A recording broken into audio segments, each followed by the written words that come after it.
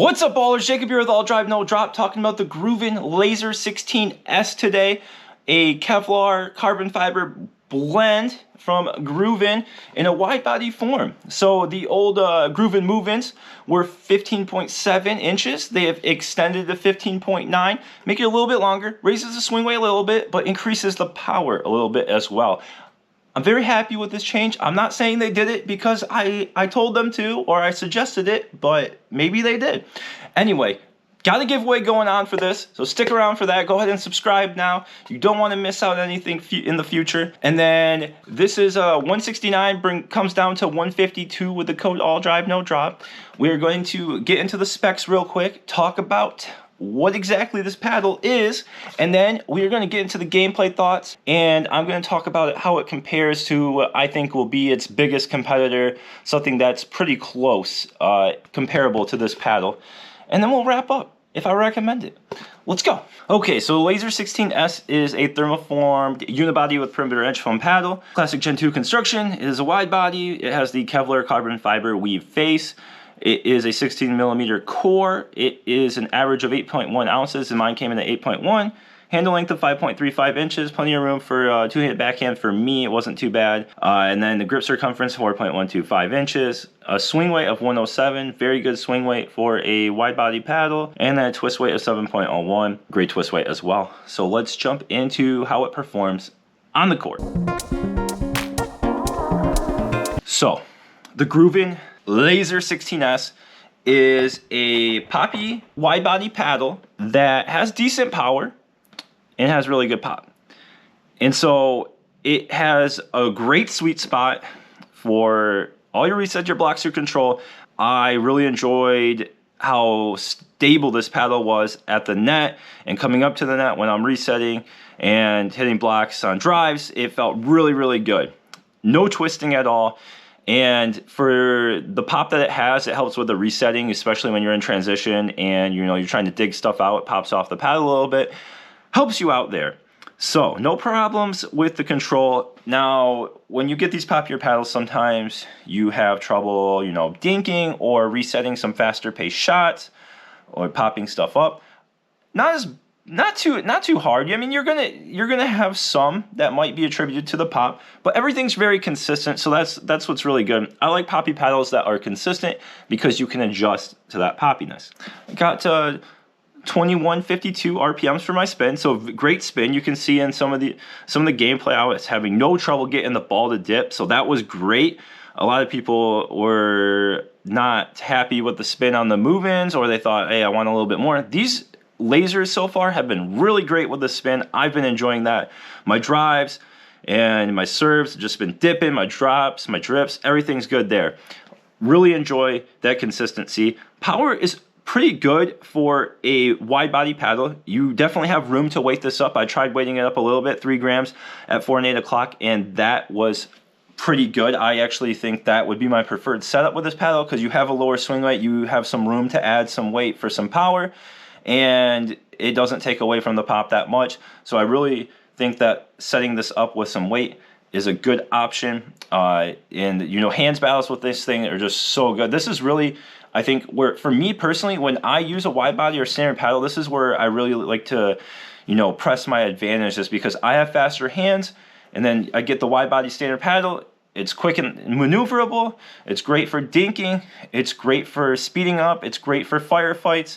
That's where I think this paddle really shines, but obviously the drives were still going really well. It's just when you have these wide body standard paddles, usually I'm looking for more of those dipping drives because I don't think you're going to be able to overpower people, but you can still put the ball away. It's just if you're really looking to go heavy drives, I would still go with an elongated paddle usually, but this one performed very well with placing my shots and in the aggressive game at the net with speeding up and everything. So really happy with the performance on this court with the pop level. Oh, backhand flicks, roll, and then backhand flicks felt really good.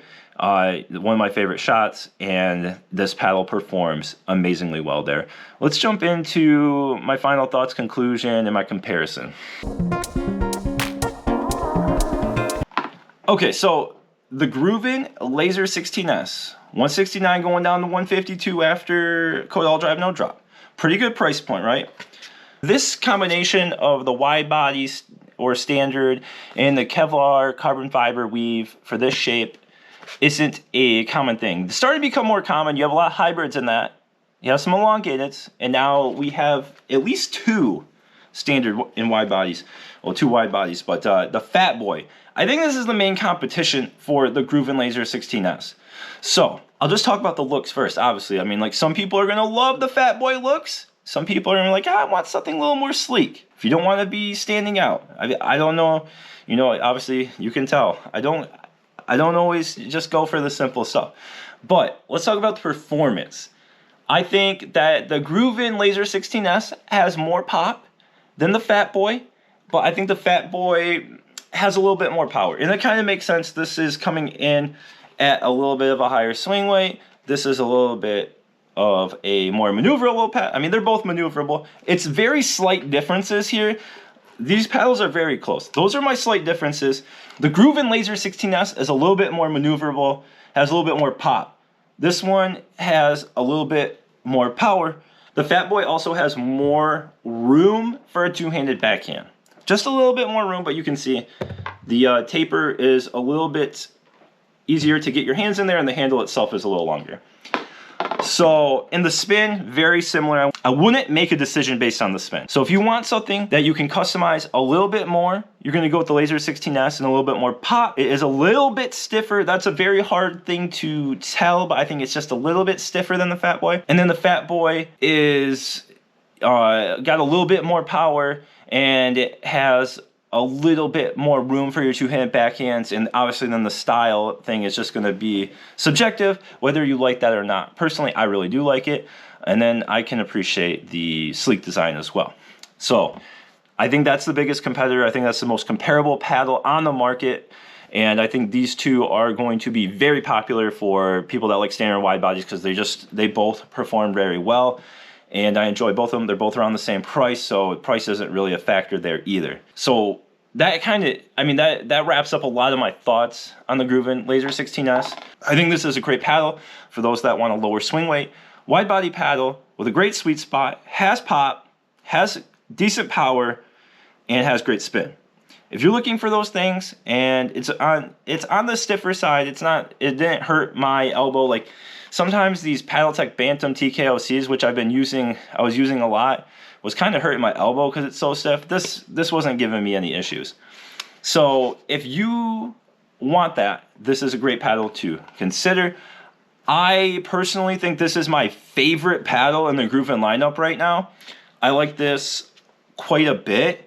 Like I'm going to have a wide body standard showdown or top 5. I'm not sure which I'm going to do yet, but I'm waiting, you know, for some other paddles to come out. But at some point I gotta cut it off and do the video. But that's coming soon. It's gonna be similar to my hybrid, but a little bit shorter than that one. Those are my thoughts on the GRÜVN LAZR-16S.